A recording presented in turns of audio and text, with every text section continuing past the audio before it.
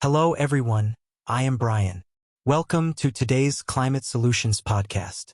Our hearts go out to the families affected by the wildfires in places like Los Angeles today, where communities like the Hollywood Hills and Pacific Palisades have been devastated. We also thank the brave firefighters battling these relentless blazes. In today's episode, Amma and I will explore the causes of these wildfires, how climate change is making them worse, and practical steps we can take to prevent and control them. Hey, Brian. Welcome back, everyone, to another episode of our podcast on CCNNews. I'm Amma. Let's dive in. We have an incredibly important topic to discuss: wildfires.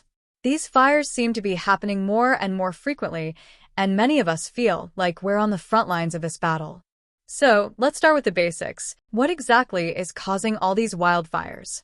When we talk about wildfires, the reality is much bigger than just a spark igniting dry grass.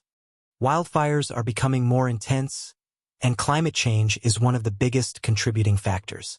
Reports from the United Nations Environment Program, UNEP, highlight that rising temperatures, prolonged droughts, and even changing rainfall patterns are creating the perfect conditions for these fires to spread. Combine this with strong winds and human activity, and the result is catastrophic. According to a study by the Intergovernmental Panel on Climate Change, IPCC, extreme fire events are projected to increase by up to 14% by the end of the century if climate change continues unabated. That's a staggering number. So, when we talk about climate change affecting wildfires, it's not just about hot summers, right? It's about the whole system shifting? Exactly. It's a perfect storm of factors that are making wildfires worse. A report from the U.S. National Interagency Fire Center explains that hotter, drier conditions mean more fuel for the fires. With less moisture in the soil and vegetation, fires spread faster, and they're harder to put out. And it's not just forest fires anymore.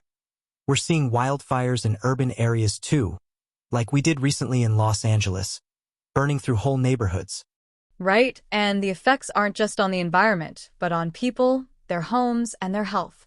Let's talk about that for a moment. What can we do to control these wildfires once they're raging? Well, it's a challenge, Amma, but there are a few things that can help. First, we need more investment in fire management and emergency response systems. According to the United Nations Disaster Risk Reduction, UNDRR, having early warning systems and more resources for firefighters can save lives and property. We also need to better manage land use and forest health. That includes things like controlled burns, clearing dead vegetation, and creating defensible space around communities. Experts from the U.S. Forest Service say that forest thinning is crucial for preventing fires from becoming catastrophic. And, of course, supporting indigenous land management practices has been proven to help reduce fire risks in many regions. That's an interesting point about controlled burns and indigenous practices. These solutions are often overlooked.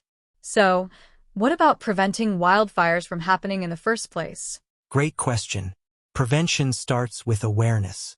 Governments and organizations like the Fire Adapted Communities Network are teaching people how to make their homes more fire-resistant. It's crucial to clear brush, use fire-resistant building materials, and install fire breaks around properties. One of the major issues is human activity, whether it's discarded cigarettes, open flames, or even power lines sparking.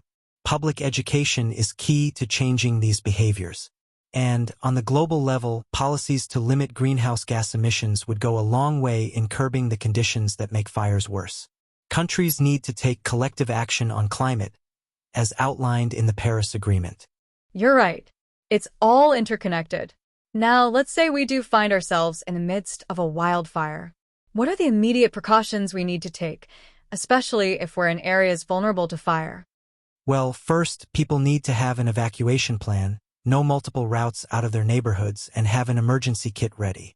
The International Federation of Red Cross and Red Crescent Societies, IFRC, recommends that families keep important documents and supplies like water, medications, and protective clothing, like N95 masks, which can help with smoke inhalation.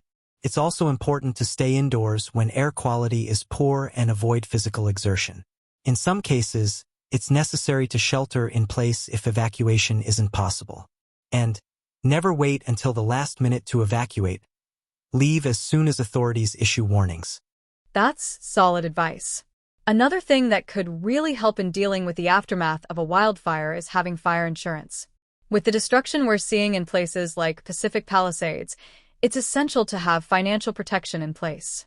Fire insurance can help homeowners recover from the devastating loss of property and belongings. It's important to check that your insurance covers wildfire damage and that your coverage limits are adequate. This way, even if the worst happens, you have a financial safety net to help rebuild and recover. You're absolutely right, Amma. Having fire insurance can be a lifesaver, both financially and emotionally. Now, moving forward, what can we do to prevent future wildfires from becoming this large-scale crisis? Is it all about individual responsibility, or do we need to look at larger systemic changes? It's definitely both, Brian. Individual responsibility is important, but the real solutions will come from systemic change. Governments need to prioritize policies that address the root causes of wildfires, like reducing carbon emissions and implementing stronger fire regulations. At the same time, communities can adopt resilience-building measures. The UN's Global Assessment Report stresses the importance of integrating climate adaptation strategies into urban planning, forestry, and disaster management policies. And global cooperation is necessary. If countries aren't addressing the drivers of climate change, like deforestation, then no matter how much we work on fire prevention locally, we'll still be fighting an uphill battle. Exactly. It's about adapting to this new reality, staying prepared, and being proactive. We can't just wait for the next disaster to strike. We need to act now, and that means each of us has a role to play.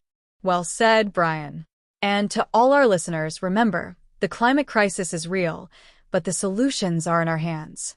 Stay informed, take action, and together, we can create a safer, more sustainable world. Thank you for joining us today. If you found this podcast helpful, make sure to like, share, and subscribe to our channel. We'll be back next time with more on how we can tackle climate change, one solution at a time.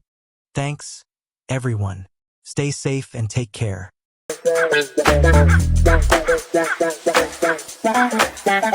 Bye.